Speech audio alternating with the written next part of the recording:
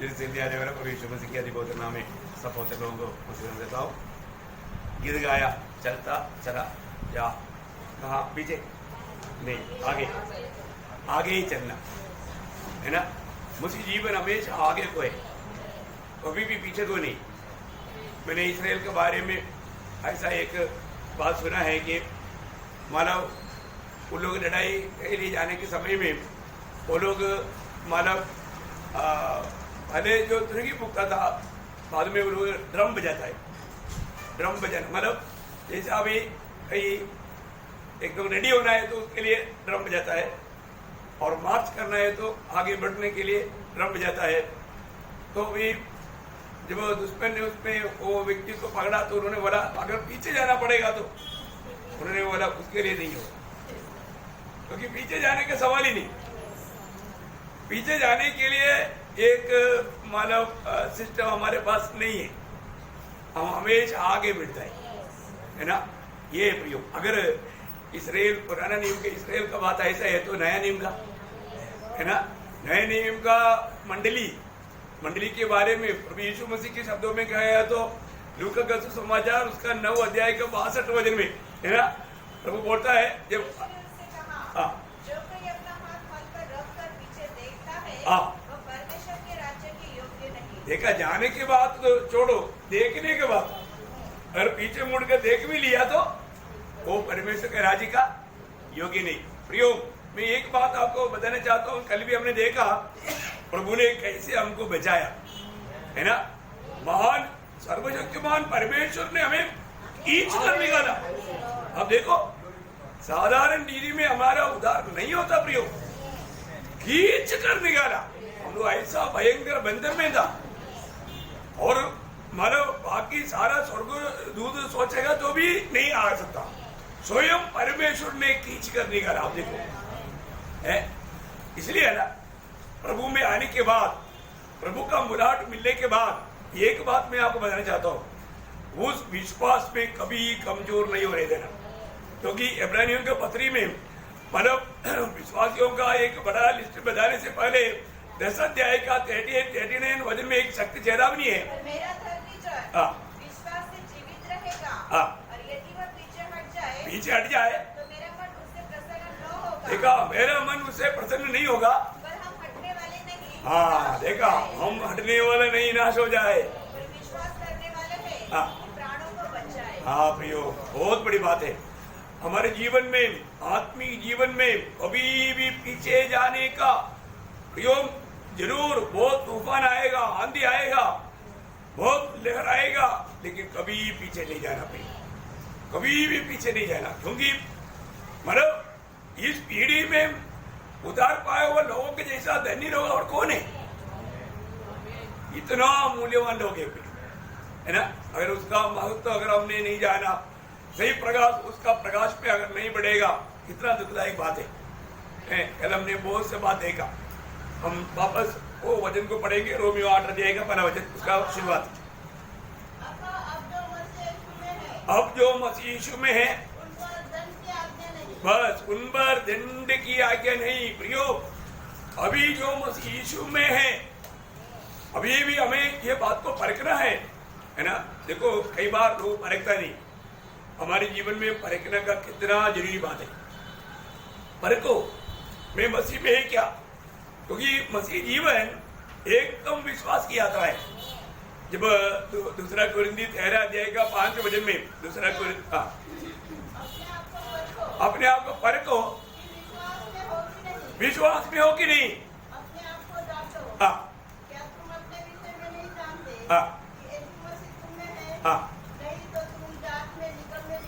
देखा, नहीं तो तुम जांच में निकम्मा निकले हैं।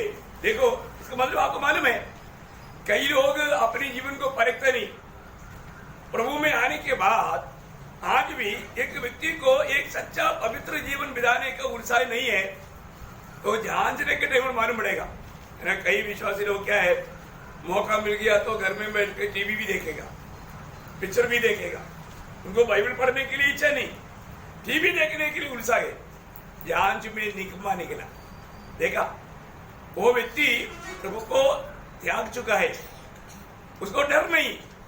प्रभु का भय नहीं, मैं कौन है वो बात भूल गया। देखा है प्रियो, हमेशा हमें परखने का, हमें प्रभु की संगति में रहने का। दावीद 16 वचन से 8 वचन में वो बोलता है, मैं टीवी हमेशा मेरे सामने रखा। ऐसे क्या? किसको सगा? यहोवा को, महान प्रभु को। देखो प्रियो, देखो अभी प्रभु की कृपा है, बहुत अपने बीच में बहुत लोगों का घर में टीवी नहीं है, और तो जिसका घर में टीवी है वो टीवी देखता है कि नहीं, अपने को मालूम नहीं। लेकिन जो भी टीवी के साथ, टीवी किसी आजकल मोबाइल का भी है ना, मोबाइल में भी कितनी लोग इतनी गंदी गंदी बातों में देखते रहता है। कितना दुख भरा बात है प्रियो। आप देखो, आप उधार पाए हुए एक जन है तो, आप एक सच्चा विश्वासी है तो आप ऐसा बुरे काम नहीं कर सकता भी, नहीं कर सकता। आपने प्रभु को त्यागा तभी आप ऐसा कर सकता है ना। इसका मतलब क्या है कि हमें अपने जीवन में परखना है, मैं अभी भी विश्वास में है कि नहीं, प्रभु मेरे साथ है कि नहीं। मसीह जीवन में जो अब मसीह यीशु में है, अभी आप देखो, और आप पिक्चर देख रहे हैं, प्रभु यीशु मसीह आपके साथ है क्या? पिक्चर देखने के लिए प्रभु यीशु मसीह आपके साथ बैठेगा? नहीं बैठेगा। इसका मतलब आपने प्रभु का संगति को छोड़ दिया, प्रभु के संगति को छोड़ दिया। आप कभी भी दुनियादारी की बातों पर जाता है प्रियो, आपको प्रभु को त्यागना पड़ता है, दिल से त्यागना पड़ता है ना। बहुत भयंकर बात है, हर एक लोग अपने आप को परखना। इसलिए हमें इस बात को जानना है कि अब जो मसीह यीशु में है, अब मैं कहां पर है। अभी हम इधर बैठने के टाइम पर भी हम कहां होने चाहिए? मसीह में, क्योंकि पिता ने हमें मसीह में देखा। आपको 1 कोरिन्थी 12:30 वचन आपको याद है ना। पिता ने हमें क्या किया? पिता ने हमें उसमें देखा। इसमें 1 कोरिन्थी 12:30 वचन। हाँ, देखा किसकी ओर से? पिता की ओर से। पिता की ओर से हम मसीह यीशु में हैं। हम मसीह यीशु में हैं तो मसीह यीशु हमारे लिए क्या क्या बना? देखा, हमारा ज्ञान कौन है? प्रभु यीशु मसीह है। देखा, यीशु मसीह हमारा ज्ञान है प्रियो, है। यीशु मसीह कौन है? परमेश्वर का ज्ञान है, और वो ज्ञान हमारा बन गया। यीशु मसीह हमारा ज्ञान बन गया। इतना ही नहीं, फिर धर्म, हम यीशु मसीह हमारा धार्मिकता बन गया। अब देखिए क्या अनमोल वचन है प्रियो। यीशु मसीह हमारा धर्म बन गया है, यीशु मसीह हमारा धार्मिकता है। देखा, यीशु मसीह हमारा पवित्रता ही है प्रियो। हमें मसीह में रखा है तो यीशु मसीह हमारे लिए धार्मिकता है, पवित्रता ही है, छुटकारा है ना। मतलब यीशु मसीह हमारे लिए सब कुछ है। बहुत बड़ी बात है। ये जीवन की यात्रा में जब हम प्रभु के द्वारा उद्धार पाया, नया जन्म पाया, तो वो व्यक्ति का बात क्या है कि हर बात में, कोई 8 अध्याय में, रोमियो 8 अध्याय का 31 वचन पढ़ रहा। अतः हम बातों के विषय में जानते हैं, यदि परमेश्वर हमारी ओर है, यदि परमेश्वर हमारी ओर है तो हमारा विरोधी कौन हो सकता है? देखा कितना बड़ा चैलेंजिंग वर्ड है। मैं मसीह में है, इसका मतलब परमेश्वर हमारे ओर है। हमने देखा, मतलब यीशु मसीह की आत्मा जिसमें है, कोई मसीह के जन है, आत्मा है, इसका मतलब परमेश्वर साथ है। बहुत बड़ी बात है। हमारे जीवन में इन बातों को सही रीति में अनुभव में लेना कितना जरूरी बात है। प्रभु हमारी ओर है तो हमारा विरोधी कौन है? इस जीवन की यात्रा में हम कितना तसल्ली वक्त जी सकता है। हमें किसी भी बातों का चिंता करने की जरूरत है क्या? क्योंकि उसका 33 पढ़ना, 33। परमेश्वर के चुने हुओं पर गौर कौन लगाएगा? परमेश्वर ही है जो उनको धर्मी ठहराने वाला है। फिर कौन है जो दंड की आज्ञा देगा? देखा, बोलने का मतलब अभी प्रभु हमारा अनुकूल है, प्रभु हमें धर्मी ठहरा करके, प्रभु हमें मन इतना महान पदवी में लाया, तो दोष कौन लगा सकता? हर प्रकार यीशु मसीह में हमें मिला हुआ ये पदवी इतना बड़ा बात है प्रियो, इतना बड़ी बात है। प्रभु यीशु मसीह में विश्वास करके धर्मी ठहरा हुआ व्यक्ति को ये दुनिया में कोई भी दोष नहीं लगा सकता। मतलब अब जो मसीह यीशु में है उसके ऊपर दंड की आज्ञा नहीं। हमने कल देखा था, मसीह यीशु में जो है वो एक नया सृष्टि है, वो एक नया सृष्टि है। परमेश्वर का सारा टोटल बात क्या है? गलातियों के पत्री उसके 6 अध्याय के 15 वचन, गलातियों 6 का 15।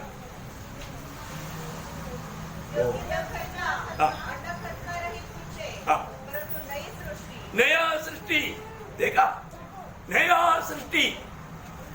मैं एक बात आपको बताना चाहता हूं, जब हम एक नया सृष्टि होने के बाद में रोज हमारे में एक नया कार्य होते रहता है। हर एक पवित्र लोग जानना, अभी इसी अभी आप ये वचन सुन रहे हैं ना, इस वचन सुनने के समय में जो व्यक्ति प्रभु की आत्मा की सहायता से वचन सुनेगा, वचन सुनने के समय में ही आपके जीवन में आपका स्वभाव बदलते जाएगा, आपका गुण बदलते जाएगा। आप जैसे आए हो उसे कितना बेहतर एक अनुभव में आप वापस जाएगा। एक बहुत बड़ी बात है, मैं आपको बताना चाहता हूं, मतलब इस दुनिया के जीवन में जितना अधिक हम प्रभु की संगति में आकर के प्रभु का वचन सुनता है, तो वचन हमें क्या करता है, वचन हमें बदलता है। हमारा नया जन्म तक कैसे हुआ, वचन की द्वारा। और नया जन्म पाया हुआ व्यक्ति वापस भी जब वचन सुनता है या वचन पढ़ता है, तो उसका जीवन में एक नया काम होता है। प्रभु क्या करता है, आपको सबको याद है, पंडिली को प्रभु क्या करता, एफेसियों का पत्री उसका 5 अध्याय का 26-27 वचन। देखा, मतलब एक सच्चा शुद्धिकरण का प्रक्रिया, मतलब क्या है कि हमारे सारे अशुद्धि, मलिनता, ये सारे बातों से प्रभु हमें धोकर शुद्ध करता है, शुद्ध करता है रोज। प्रभु ये, इसलिए प्रभु हमें वचन दिया है, ये वचन हमारे पास है। आज का हम लोग बहुत धनी लोग हैं, हमें अपनी भाषा में वचन पढ़ने के लिए मिल गया है ना। अभी सबके घरों में प्रभु का वचन पहुंचने के बाद में कोई ज्यादा दिन नहीं हुआ है। हमारे बचपनों में सबके पास बाइबल नहीं था, है घर में एक बाइबल था, है लेकिन सबके पास इंडिविजुअली बाइबल नहीं था। लेकिन आज एक एक व्यक्ति के पास कितना बाइबल है, मेरे ही पास अभी 10 से अधिक बाइबल है। अब देखो, तो मतलब हमें कितना अधिक परिभाषा में मतलब बाइबल मिलेगा जो हम पढ़ करके समझ सकता है। उन सारे भाषाओं में पढ़ना बहुत अच्छी बात है, उससे हमें उसका क्लियर अर्थ भी समझने के लिए बहुत सहायता हो जाता है। उनको बहुत धन्यवाद देता हूँ। भैया, यीशु मसीह ने भी यूहन्ना 15:3 में कहा ना, ये वचन सुनने के द्वारा तो शुद्ध हो गया, वचन सुनने के द्वारा शुद्ध हो गया। मैं एक बात आपको बताना चाहता हूँ, प्रभु में आने के बाद में दिन प्रतिदिन हमारा जीवन बदलना चाहिए। आज के दिन में जीवन कुछ बदला है कि नहीं? आज प्रभु का वचन पढ़ने के बाद में सुबह आप लोगों ने वचन पढ़ा होगा, प्रार्थना किया होगा, कुछ वचन सुना भी होगा यूट्यूब के द्वारा। तो क्या हुआ? जब 2 कोरिन्थी 3 अध्याय का 18 वचन में लिखा है, हम अंश करके बदलता है। अंश करके कैसे बदलता? वचन के द्वारा। ये जो वचन आता है, वो वचन हमारे जीवन में कार्य करता है, हमारा अंश करके हम बदलते जाता है। हमारे जीवन में अंश करके बदलने वाला एक अनुभव रोज चाहिए अपनी, रोज, है ना।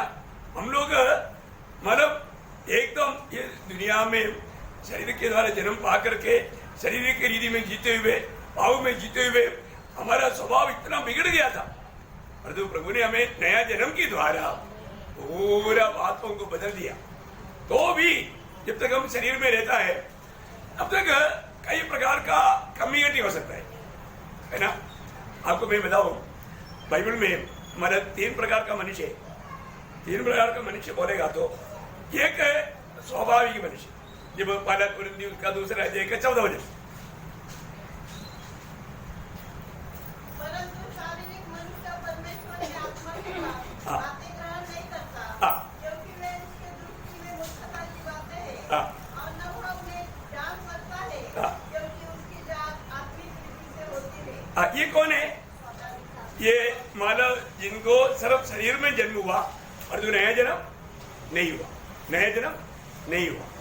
देखो, वो लोगों में प्रभु की आत्मा नहीं, इसलिए प्रभु के वचन उनके लिए एक साधारण बात है।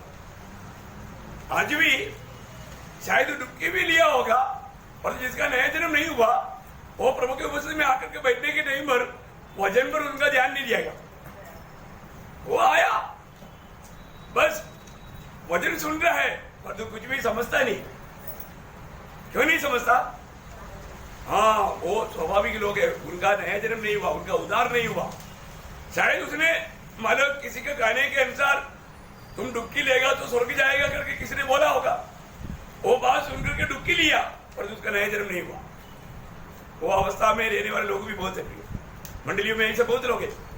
उन लोगों को वजन नहीं पड़ेगा तो भी चलेगा, कोई भी आज्ञा तोड़ करके चलेगा तो भी उनका विवेक उनको दोष नहीं लगाता। एकदम मतलब मनमानी में जीवन गुजारने वाले लोग नहीं प्रियो। एक प्रभु के जन ऐसा हो ही नहीं सकता। प्रभु में नया जन्म पाने के बाद एक व्यक्ति ऐसा जी नहीं सकता ना। समझ क्या है कि एक स्वाभाविक स्वभाव का व्यक्ति वो प्रभु के वचन के सामने भी आएगा तो वो दूसरा बिजनेस में रहेगा, उसको वचन की और गौर नहीं देगा, प्रभु का भय नहीं होगा। आपको मालूम है प्रभु किस पर दृष्टि लगाता है? ऐसे या 66 अध्याय का दूसरा वचन। ऐसे देखो, ये बातों को आप बहुत सीरियसली समझना पड़ेगा। हाँ, परंतु मैं उसी की ओर दृष्टि करूंगा, मैं उसी की ओर दृष्टि करूंगा जो दीन और खेदित मन का हो। हाँ, देखा प्रभु के उपस्थिति में आने के टाइम पर कैसे होना चाहिए? दीन और खेदित मन, दीन और खेदित मन, साथ ही साथ और मेरा वचन सुनकर थरथराता हो। हाँ, देखा प्रभु के वचन के सामने एकदम कांपने वाला दिल, उनकी प्रभु दृष्टि करेगा, उनको प्रभु आलोचना देगा, उनके जीवन में प्रभु काम करेगा। इसका मतलब क्या है कि हम लोग प्रभु के उपस्थिति में आने के समय में हम लोग कितना आभारी होना चाहिए, कितना आभारी होना चाहिए। ये मनुष्य, इसका मतलब क्या है कि इस प्रकार का मनुष्य है। दूसरा तुम्हारा ईश्वर रहित मनुष्य, ईश्वर रहित मनुष्य 3 प्रकार का है। दूसरा कौन है? मतलब याकूब है, वो नहीं, मतलब वो आत्मिक लेवल का बात नहीं है, ईश्वर रहित मनुष्य। हाँ, मतलब याकूब 2:20। पर बने करने मनुष्य, हाँ, क्या तू यह भी नहीं जानता हाँ, कि कर्म बिना विश्वास व्यर्थ है? हाँ, देखा कौन सा मनुष्य? निकम्मा मनुष्य। देखा, ये मनुष्य निकम्मा मनुष्य है।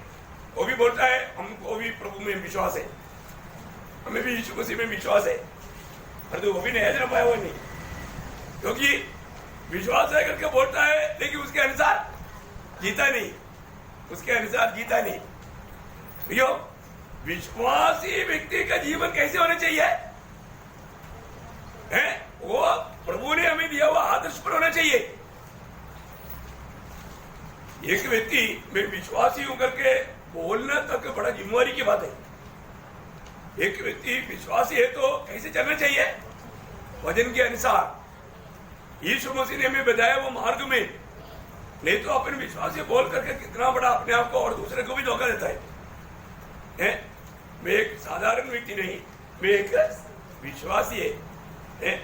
विश्वासी है तो प्रियो हमें प्रभु का बातों पर चलना चाहिए, प्रभु की बात मान करके चलना चाहिए।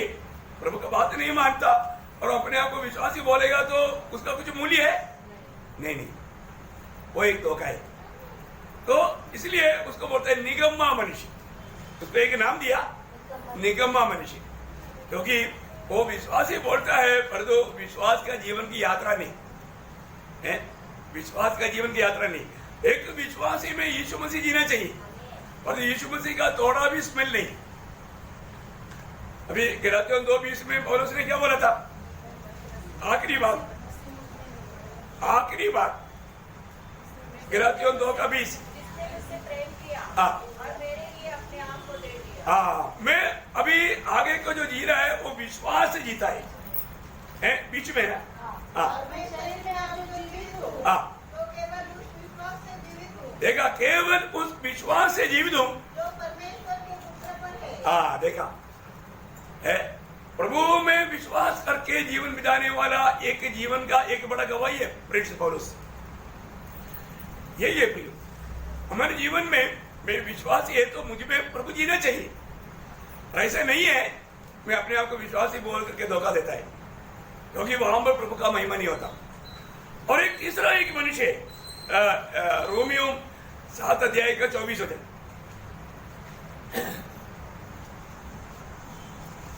मैं कैसा अभागा मनुष्य हूँ। एक अभागा मनुष्य है, क्या बोलते हैं? देखा, इस प्रकार 3 मनुष्य है जो प्रभु का रहित मनुष्य, प्रभु रहित मनुष्य है, स्वाभाविक मनुष्य और निगम मनुष्य और अभागा मनुष्य। देखा, अभागा मनुष्य मैं कैसा अभागा मनुष्य, क्योंकि उसका को भी क्या है, उसको अच्छा करने की इच्छा है लेकिन वो नहीं कर पाता है ना। क्यों नहीं? क्योंकि प्रभु का आत्मा का सहायता बिना हम लोग एक निर्णय लेगा तो वो पूरा नहीं हो सकता। अभी आपको मालूम है पत्रोस ने प्रभु को बोला, प्रभु क्या बोला है? मानव लूका उसका 22 अध्याय का 33-34 वचन पढ़ना। लूका उसने उनको कहा, हे प्रभु, मैं तेरे साथ बंदीगृह जाने और मरने को भी तैयार हूँ। देखा, अभी ये उनका खुद का निर्णय था, वो अच्छा काम करना चाहता है, प्रभु के लिए मरने के लिए भी तैयार है, लेकिन वो मर पाया नहीं। क्यों नहीं? क्योंकि वो भला काम करना चाहता है लेकिन उससे नहीं होता था, है ना। तो आप देखो उसका 57 में पढ़ना। परंतु उसने यह कहकर इनकार किया, हे नाली, मैं उसे नहीं जानता। देखा, मरने के लिए तैयार था और तो एक स्त्री के सामने उसने इनकार। देखा, क्यों नहीं? क्योंकि आत्मा नहीं मिला। देखा, प्रियो, प्रभु की आत्मा पाते बिना, इसका मतलब क्या है कि हमारे जीवन में मसीह लोगों का खूबी, पहली बात उसको दंड किया गया नहीं। दूसरी बात क्या है मैं आपको बताऊं, उसका रोमियो 8 अध्याय के 9 बजे बहुत सावधानी से पढ़ना है। परंतु जबकि परमेश्वर का आत्मा तुम्हें बसता है, तो तुम शारीरिक दशा में नहीं, परंतु आत्मिक दशा में हो। देखिए, मतलब एक मसीह व्यक्ति में क्या है? मसीह की आत्मा है, मसीह की आत्मा है। तो जब इसमें मसीह की आत्मा है उसमें आत्मिक स्वभाव है। बहुत ध्यान देना भी हमारे जीवन में हमारा स्वभाव बदल गया। यहां पर बोला आत्मिक दिशा में, क्या लिखा? आत्मिक दिशा में। मराठी में क्या लिखा? परंतु तुमच्यामध्ये जर देवाचा आत्मा वस्ती करत आहे तर तुम्ही देहाच्या अधीन नाही, आत्म्याच्या अधीन आहात। अधीन, मतलब उससे भी बढ़ करके, मतलब आत्मा का स्वभाव देखो, इसमें आत्मा है उसमें आत्मा का स्वभाव आना चाहिए। एक आत्मिक जन जिसमें प्रभु की आत्मा है उसमें आत्मा का स्वभाव आएगा। वो बहुत बड़ी बात है हमारे जीवन में। अब उसका 5 बजे पढ़ना, 8 अध्याय के 5 बजे। क्योंकि शारीरिक व्यक्ति शरीर की बातों पर मन लगाते हैं, परंतु आध्यात्मिक आत्मा की बातों पर मन लगाते हैं। आत्मा की बातों पर मन लगाता है, मतलब उनका ढूंढ क्या रहता? आत्मा की बातें, आध्यात्मिक बातें। अभी आप देखो, आज का सिर्फ दिन को देखो, आज का पूरा जीवन में अपना मन कहां मरता? आध्यात्मिक बातों पर था या मतलब दुनिया की बात या शरीर की बातों पर था? एक आत्मिक जन जिसमें प्रभु की आत्मा है वो व्यक्ति का खूबी है। हमें मिला हुआ एक ही छोटा चांस है। इस अवसर में अगर हम सही रीति में नहीं जानेगा तो आज बहुत से लोग शायद इधर आने से पहले बाइबल खोला ही नहीं होगा। कितना दुखदायी बात है ना, है? खाना कितने टाइम खाया? मॉर्निंग में ब्रेकफास्ट भी दोपहर का खाया, दोपहर को खाना खाया, शाम का भी रेडी करके आया होगा। आप देखो, कम से कम है अर्जुन प्रभु का वजन शाम के लिए कई लोग रखा है। शाम का खाना भी होने के बाद में नींद आने के समय में बाइबल खोलेगा, पढ़ेगा। ऐसे पढ़ाई एक आदमी जिनका है नहीं पियो। एक आत्मिक व्यक्ति आध्यात्मिक बातों पर अपना मन लगाता है। आज हमारा मन कहां पर लगता है? इसलिए क्या हो गया, अगर आप एक आत्मिक स्वभाव का व्यक्ति नहीं है, आप किसी प्रकार भी प्रभु को प्रसन्न नहीं कर पाएगा। उसका 8 बजे पढ़ना, 8 का 8। हाँ, परमेश्वर को प्रसन्न नहीं कर सकते। देखा, जो शारीरिक दशा में है वो कभी भी परमेश्वर को प्रसन्न नहीं कर सकता। प्रयोग आज हमारे जीवन से प्रभु प्रसन्न है क्या? बहुत लोगों का चेहरा देखेगा तो मालूम पड़ेगा उनमें प्रभु प्रसन्न नहीं, क्योंकि वो बहुत उदास निराश रहता है। वो आनंद का चेहरा ही नहीं मिलेगा उनको। कई लोगों का चेहरे में कभी भी आनंद दिखता नहीं है। मैं इसलिए कई बार बोलता हूँ लोग आत्मा में हो जाओ। आत्मा में रहेगा तो क्या होगा? आत्मा का फल होगा, आनंद आएगा। बहुत जरूरी बात है प्रिय। ये दुनिया से मिलने वाला आनंद की बात है ही नहीं, है ना। प्रभु से पाने वाला आनंद हमारे लिए जरूरी बात है प्रिय। आत्मा है तो वो आत्मा का गुण आपको मालूम है। जो व्यक्ति में आत्मा है वो लोग, जब दूसरा पत्रोस पहला अध्याय उसका 4 वचन, जिनके द्वारा उसने हमें बहुमूल्य और बहु की बड़ी बड़ी प्रतिज्ञाएं दी है, ताकि इनके द्वारा तुम उस सराहना से छूटकर जो संसार में बुरी अभिलाषाओं से होती है, ईश्वरीय स्वभाव के संभाग्य हो जाओ। देखा, मतलब जो भी आत्मा पाए हुए लोगों में क्या है? ईश्वरीय स्वभाव का वो भागीदार है। ईश्वरीय स्वभाव का भागीदार है। आप देखो प्रिय, आज हमारे में वो प्रभु का स्वभाव दिखता है क्या? है प्रभु कितना नम्र और दीन है, दयालु है, प्रेम है, करुणामय है। वो स्वभाव हमारे में आ रहा है कि नहीं? है कितना अनमोल बात है। आत्मा पाया हुआ लोगों में आत्मा का फल है। आत्मा का फल क्या है? प्रेम। प्रेम उतना में देखो, आत्मा का फल प्रेम है ना। और वो प्रेम का मानव विवरण बोलेगा तो प्रेम का विवरण बोलेगा तो पहला कोरिंथी उसका 13 अध्याय उसका 4 से 7 का वचन। पहला कोरिंथी 13 अध्याय का 4 से 7। प्रेम धीरजवंत है। हाँ देखा, अभी आप प्रभु का प्रेम पाया है तो ये मनुष्य का विलिय का बात नहीं, ये प्रभु का आत्मा पाया हुआ लोगों का खूबी है। प्रेम धीरजवंत है और कृपालु है। कृपालु है। प्रेम डाह नहीं करता। डाह नहीं करता। प्रेम अपनी बड़ाई नहीं करता। अपना बड़ाई नहीं करता। और फूलता नहीं। वो अनरीति नहीं चलता। वो अपनी भलाई नहीं चाहता। झुंझलाता नहीं। बुरा नहीं मानता। कुकर्म से आनंदित नहीं होता, परंतु सत्य से आनंदित होता है। वह सब बातें सह लेता है, सब बातों की प्रतीति करता है, सब बातों की आशा रखता है, सब बातों में धीरज धरता है। देखो प्रियो, प्रभु का आत्मा जिसमें है ये सारे सविशेषता उसमें वर्तमान में दिखना चाहिए। देखो अभी अपने जीवन को परखना है, अपन कितना जल्दी जल्दी निराश होता।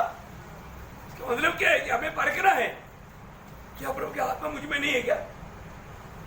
क्योंकि नया जन्म पाया हुआ हर एक लोगों में प्रभु की आत्मा है। इतना अनमोल बात है। आत्मा है तो ये गुण हमारे में चाहिए भाई।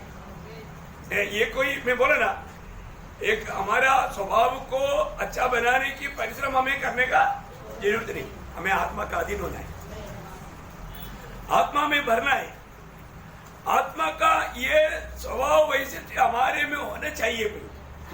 क्योंकि पहला कोरिन्थी 3 अध्याय का 16 वचन, पहला कोरिन्थी 3 का 16। क्या तुम नहीं जानते कि तुम परमेश्वर का मंदिर हो? देखा, तुम पवित्र आत्मा का मंदिर है, परमेश्वर तुम्हारे में रहता है।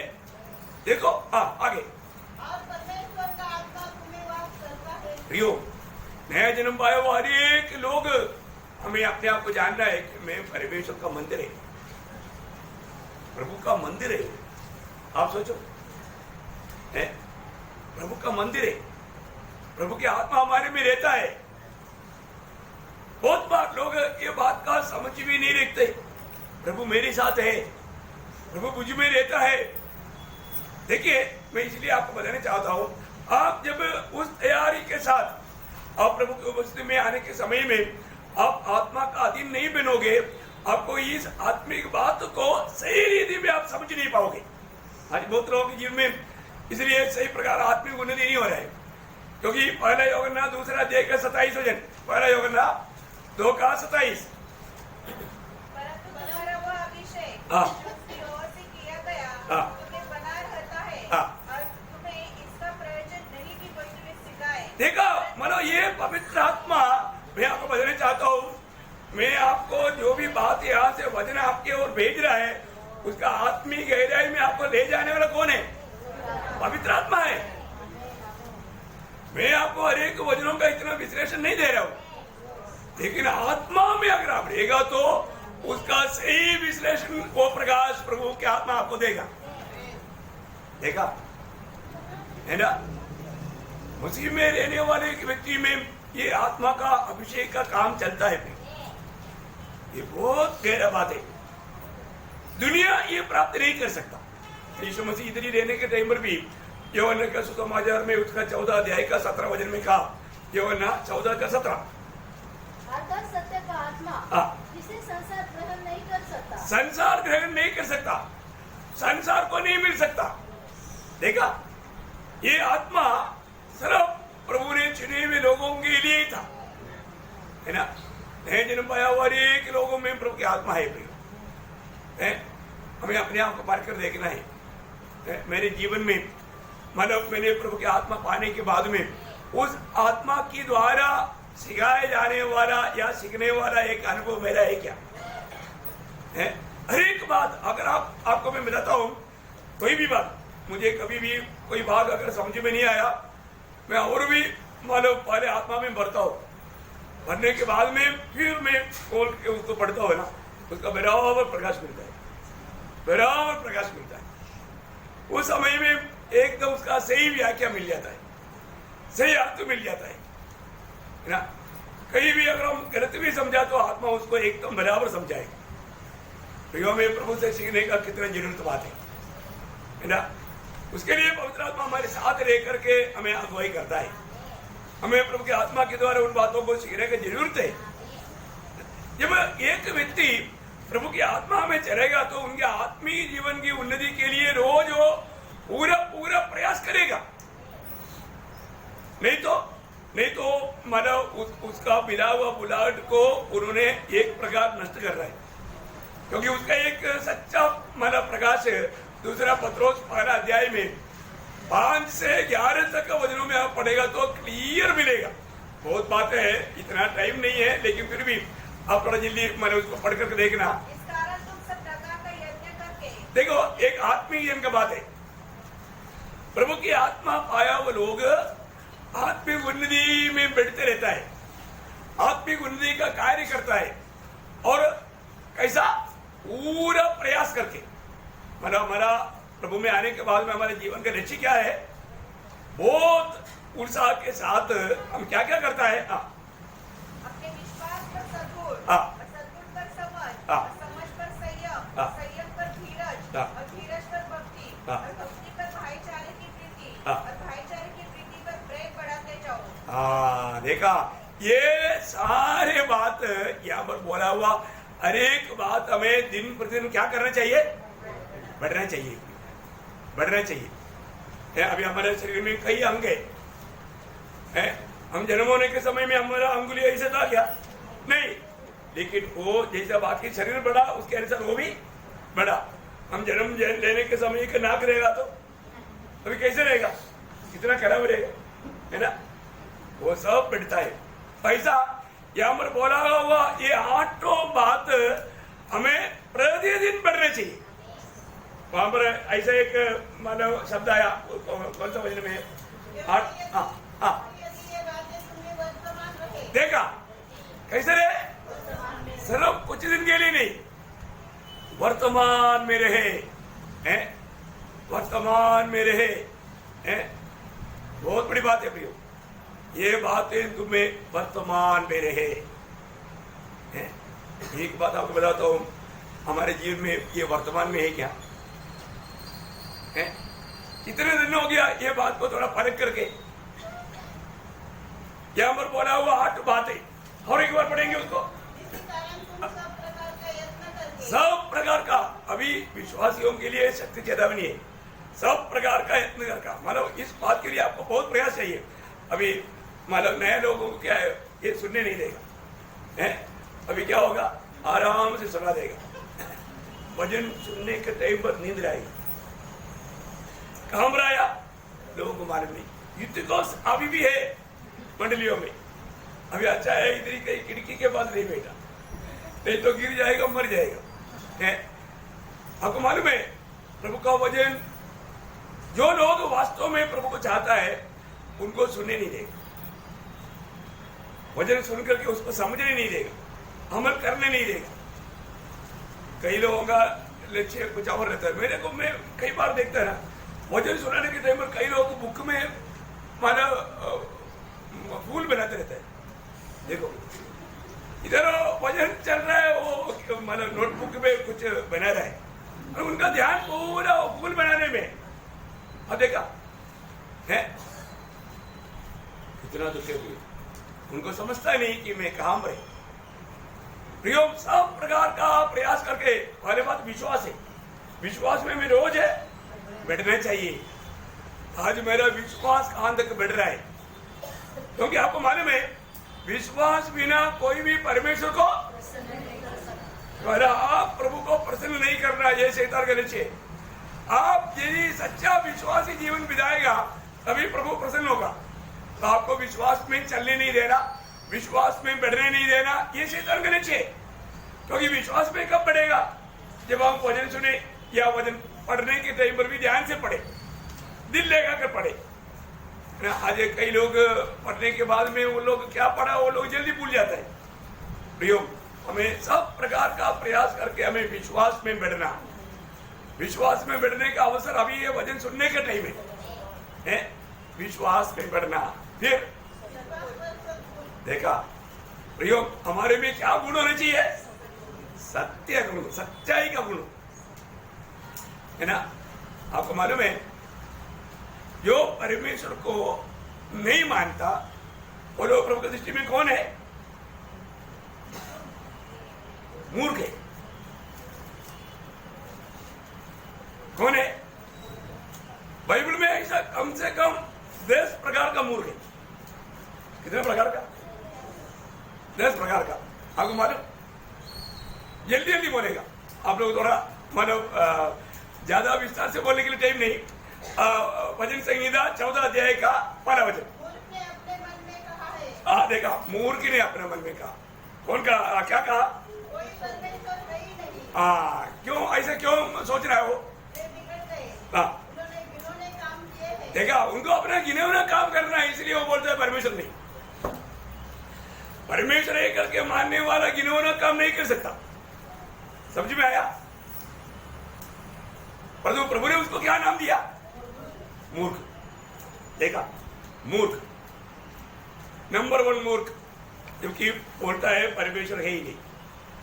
नंबर दूसरा मूर्ख का चिन्ह क्या मालूम है, लूका का सुसमाचार उसका 12 अध्याय उसका 16 से 21 वचन। उसने उसे एक दृष्टांत कहा, किसी धनवान की भूमि में बड़ी उपज हुई। तब वह अपने मन में विचार करने लगा, मैं क्या करूं, क्योंकि मेरी यहाँ जगह नहीं है, अपनी उपज इत्यादि रखूं। और उसने कहा, मैं ये करूंगा, मैं अपनी बकरियां तोड़कर उसे बड़ी बनाऊंगा और वहाँ अपना सब अन्न और संपत्ति रखूंगा और अपने प्राण से कहूंगा कि प्राण तेरे पास बहुत वर्षों के लिए बहुत संपत्ति रखी है, चैन से खा पी सुख से रहा। परंतु परमेश्वर ने उसे कहा, परमेश्वर ने उसको एक नाम दिया, क्या बोला, हे मूर्ख। क्यों वो मूर्ख बना, क्योंकि उसने सिर्फ अपने लिए सोचा। क्या किया, जो व्यक्ति अपने लिए सोचता है, प्रभु में आने के बाद में हमें दूसरे के प्रति सोचना है, दूसरी आत्माओं को जीतना है, दूसरी भलाई चाहना है। लेकिन ये व्यक्ति ने क्या बोला, हमको आशीष मिल गया तो अभी मैं लंबा दिन खा पी करके मस्त रहूंगा। देखा प्रियो, प्रभु की दृष्टि में मूर्ख है। ये दूसरा मूर्ख। तीसरा मूर्ख कौन है, पहला कोरिन्थी 15 अध्याय का 35 और 36 वचन पढ़ना। अब कोई यह कहेगा, मुर्दे किस रीति से जी उठते हैं और कैसी देह हे निर्बुद्धि, वहां पर निर्बुद्धि लिखा। एक्चुअली वहां पर क्या आना चाहिए? मूर्ख आना चाहिए। मराठी में क्या निर्बुद्धि लिखा? हाँ, लेकिन वहां पर आता है ये मूर्ख आता है। ओरिजिनल परिभाषा में हे मूर्ख, हे मूर्ख। देखो बहुत बड़ी बात मैं आपको बताना चाहता हूं। मतलब हमारे जीवन में हमें जो मिलने जा रहा है, मृत्यु के बाद का जीवन में हमें मिलने वाला है, शरीर के बारे में हमें सही ज्ञान देखना। ज्ञान है ना? हम कैसा शरीर पाने वाला है? जैसा यीशु मसीह का शरीर। देखो प्रियो, जैसे वो है वैसा शरीर हम पाने वाला है ना, अविनाशी शरीर। प्रियो ये कितना बड़ी बात है? हमारे ये अवस्था बदलेगा। हम लोग मतलब पहला यूहन्ना तीसरा अध्याय का दूसरा वचन आपको याद है? हे प्रियो, हाँ। अब हम परमेश्वर की संतान हैं, हाँ। और अभी तक यह प्रकट नहीं हुआ हाँ। कि हम क्या कुछ होंगे। हाँ। इतना जानते हैं कि जब वह प्रकट होगा हाँ। तो हम उसके समान होंगे, हाँ। क्योंकि उसको वैसा ही देखेंगे हाँ। जैसा वह है। उसके साथ फिलिपियों 3:21 और भी थोड़ा वो क्लियर हो जाएगा। फिलिपियों 3:21 शक्ति के उस प्रभाव के अनुसार हाँ। जिसके द्वारा वह सब वस्तुओं को हाँ। अपने वश में कर सकता है। हाँ। हमारी दीनहीन देह का रूप बदलकर हमारा दीनहीन देह का रूप बदलकर अपनी महिमा की देह के अनुकूल देखा, बनाए। प्रभु की जैसा उस महिमा की देह का अनुकूल बनाएगा। देखा कितना बड़ा पदवी है प्रियो है। इस बात का समझ करके हमें जीवन बिताना, हमें मिलने वाला कैसा महिमा का शरीर मिलने जा रहा है, उसका एक सच्चा प्रकाश पाना। चौथी मूर्ख कौन है? नीति वचन 28 अध्याय का 26 वचन का शुरुआत। नीति वचन 28 का 26 उसका शुरुआत। जो अपने ऊपर भरोसा रखे, हाँ। वह मूर्ख है। देखा है, मतलब जो अपने ऊपर भरोसा रखता है, प्रभु बोलते हैं वो मूर्ख है। प्रियो वो मूर्ख है ना। हमारे जीवन में है, हम अपने ऊपर भरोसा रख करके जीवन बिता रहे, तो अपनी ताकत पर, अपनी नौकरी पर, अपनी बिंदुओं पर, ऐसा अपनी धन पर, ऐसा कोई भी भरोसा करता है तो प्रभु का दृष्टि में वो कौन है? मूर्ख है। आज कई बार ऐसा कई लोगों को हम देख सकता है, उसको मतलब अपने ऊपर ही उसका भरोसा है, प्रभु में उसका भरोसा नहीं। पांचवा मूर्ख कौन है? इक्लेशियंस चैप्टर 10 वर्स 15। ओ प्रभु यीशु, उपदेशक 10 का मूर्ख को परिश्रम से थकावट की होती है, हाँ। यहाँ तक कि वह नहीं जानता हाँ। कि नगर को कैसे जाए। नगर को मतलब नया यरूशलेम का मार्ग मालूम नहीं। Praise the Lord. नया यरूशलेम का मार्ग मालूम नहीं। प्रियो हमें कहाँ पहुंचना है? नया यरूशलेम में पहुंचना है। नगर का मार्ग नहीं मालूम होकर के जीने वाला प्रभु का दृष्टि में मूर्ख है। प्रियो कितना भयंकर बात है। और छठवां मूर्ख कौन है? पहला रोमियो पहला अध्याय का 22-23 हो जाए। वे अपने आप को बुद्धिमान जताकर हाँ। मूर्ख बन गए, हाँ। और अविनाशी परमेश्वर की महिमा को हाँ। नाशवान मनुष्य और पक्षियों और चौपाइयों और रहने वाले जंतुओं की मूर्त की समानता में बदल डाला। देखा इसको कौन है? जितनी भी लोग कोई भी प्रकार का मूर्ति के सामने दंडवत करता है, वो सब प्रभु का दृष्टि में मूर्ख लोग हैं, मूर्ख लोग हैं। प्रियो एक समय हम लोग भी ऐसा दंडवत करने वाले लोग में था, है ना। यीशु मसीह की फोटो बोल करके उसको भी मान करके दंडवत करते थे। संत लोगों की फोटो ले करके उस पर दंडवत करते थे। प्रियो प्रभु ने उस अवस्था से हमको बचा लिया। सच्चा स्वर्ग का ज्ञान हमें मिला, है ना। सच्चा प्रभु यीशु मसीह या जीवित प्रभु नहीं मिला तो हमारा अवस्था क्या होता था, है ना। और सातवां मूर्ख कौन है? नीति वचन 15 अध्याय का 14 वचन का बी पाठ। परंतु मूर्ख लोग मूर्खता से पेट भरते हैं। मूर्ख लोग क्या करता? मूर्खता से। मूढ़ता की बातें या मतलब झूठ बातें, धोखा की बातें, अब देखो यो हमारे जीवन में जो भी बात जो सच्ची नहीं है वो बोलने वाले लोगों के बारे में प्रभु बोलता है कि वो मूढ़ लोग हैं, मूर्ख है ना। भयंकर बात है, अपने को परखना। उसका 18 अध्याय का 6 वचन, बात बढ़ाने से मूर्ख मुकदमा खड़ा करता है। क्या कहा? मूर्ख क्या करता है? झगड़ा खड़ा करता है, झगड़ा करता है। उसका 20 अध्याय का 3 वचन का भी पाठ, उसका 20 अध्याय का 3। हाँ, परंतु सब मूढ़ झगड़ने को तैयार होते हैं। देखा, ये जो आत्मीय जीवन में आने के बाद है ना प्रियो, कुछ भी हो कभी भी झगड़ने वाला अनुभव में कभी नहीं जाना प्रियो। प्रभु का दृष्टि में वो जन मूर्ख है ना। इतना भी है, मैं आपको बोलना चाहता हूँ, हमारे प्रभु यीशु मसीह हमेशा क्या किया? नम्र बना, नम्र बना। स्तेफानोस को लोग पथरवाह कर रहा है तो प्रभु तुमको देखिएगा ऐसे बोला नहीं, वो बोलता है प्रभु इनका पाप उन पर ना रुके। देखा प्रिय, यीशु मसीह की वो गुण पाया हुआ लोग, प्रभु की आत्मा पाया हुआ लोग, प्रभु का स्वभाव पाया हुआ लोग कभी भी किसी के लिए नुकसान आने वाला कामों में नहीं जाएगा प्रिय। और वो आत्मा का अधीन रहेगा तो, नहीं तो छोटी छोटी बातों में वो झगड़ने के लिए तैयार हो जाएगा। कितना शक्ति ज्यादा भी नहीं है। प्रभु का दृष्टिकोण का नीति वचन 26 का 11 पढ़ना, नीति वचन 26 का 11।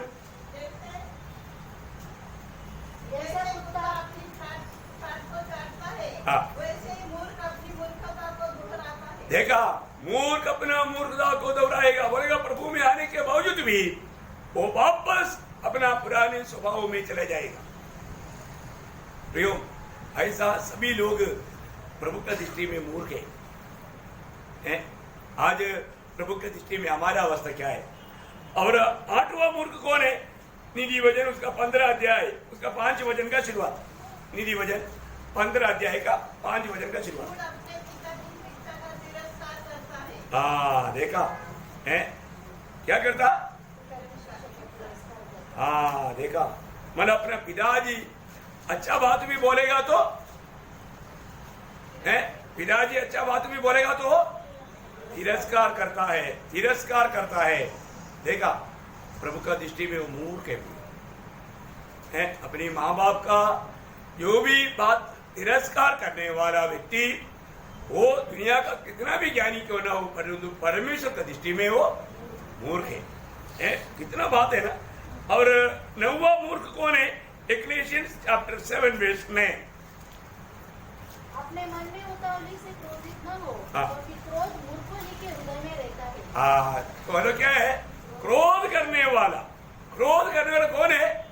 मूर्ख है। आपको मालूम है क्रोध करने वाला नए नियम में वो घातक है, हत्यारा है ना।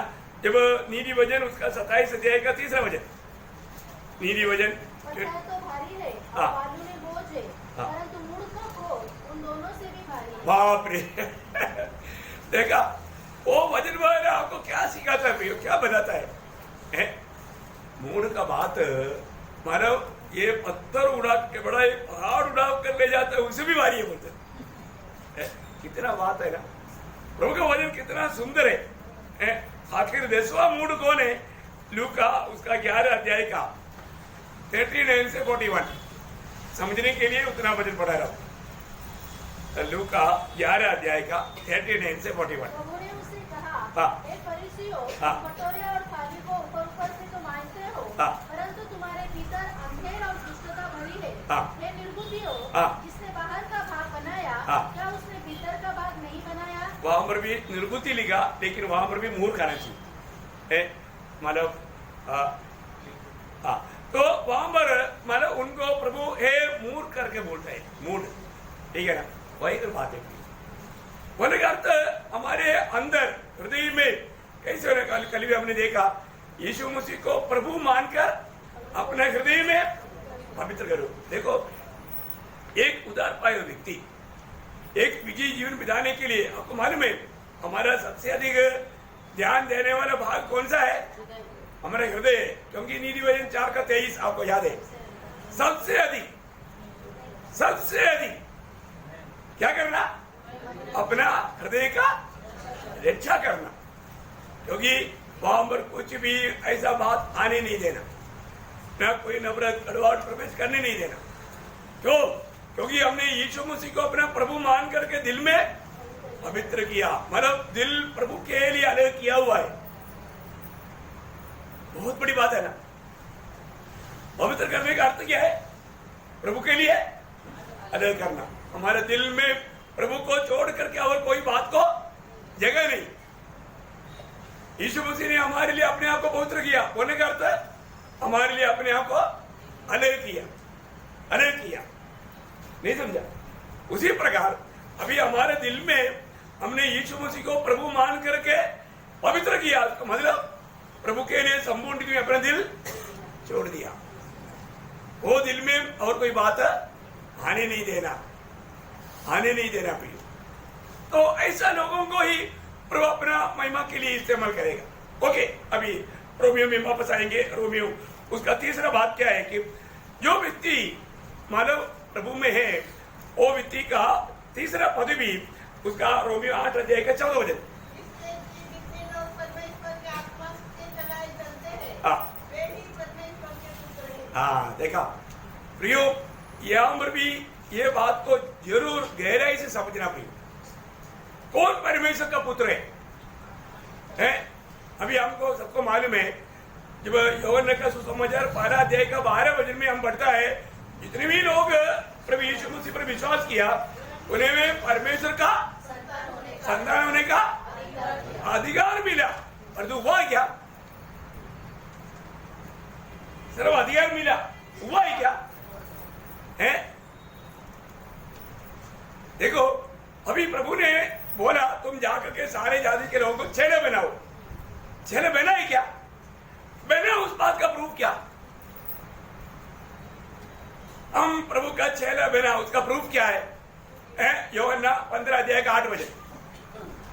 यूहन्ना 15 अध्याय का 8 वचन।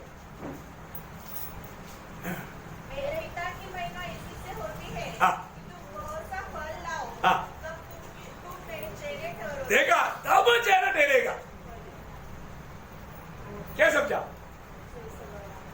जब तक आप चेला बनकर के आपने बपतिस्मा लिया, लेकिन तभी भी स्वर्ग अंगीकार करने वाला चेला हुआ नहीं। कब होगा? अब बहुत फल लाएगा, अब प्रभु में बहुत से फल लाएगा, वो अनुभव में आ गया तो स्वर्ग बोलेगा ये मेरे चेला है। अभी आप सोचो, है? उसी प्रकार हमें प्रभु यीशु में विश्वास करेगा, हमें परमेश्वर का संतान होने का अधिकार मिला, परंतु संतान कब बनेगा? है जब दूसरा कुरिन्थी 6 अध्याय का 18 वचन।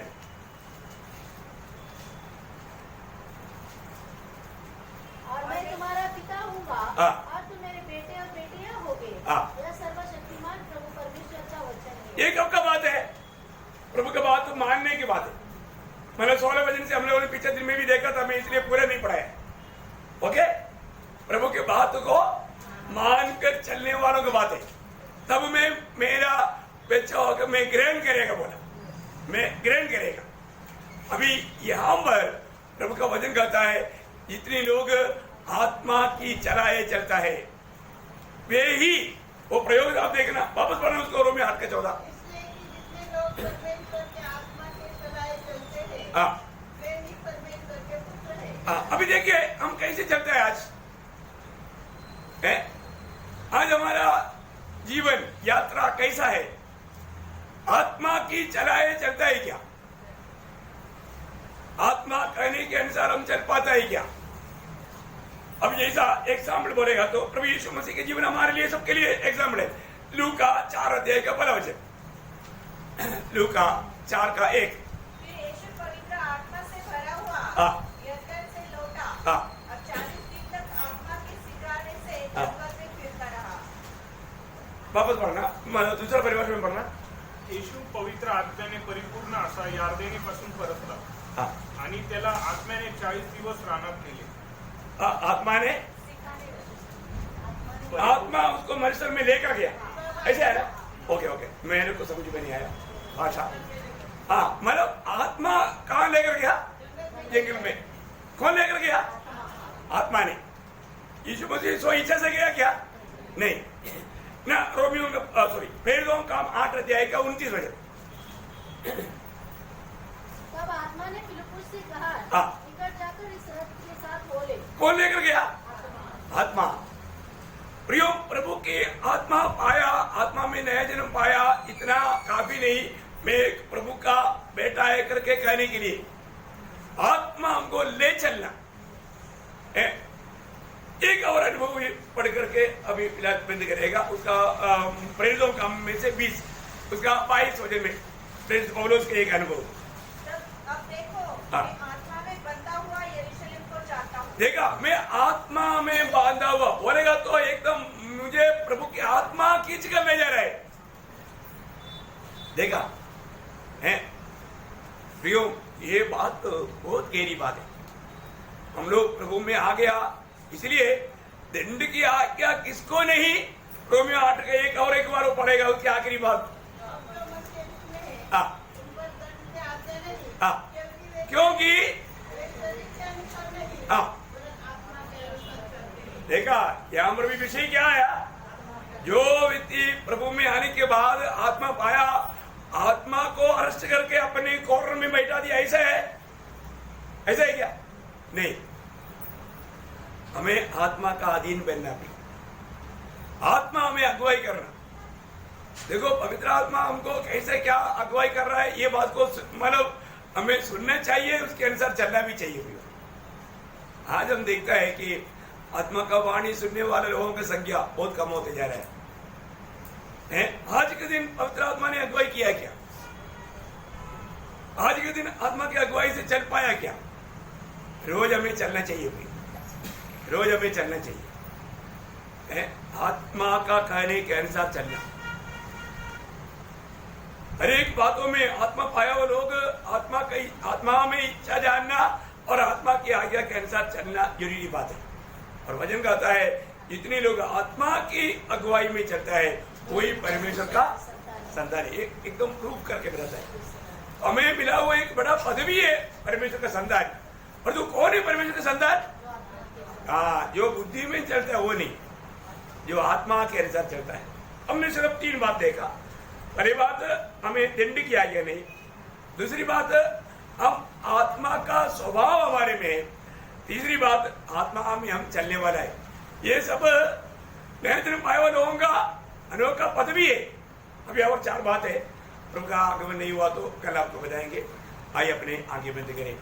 ये वचन हमसे प्रियो बहुत गहरा बात है ना।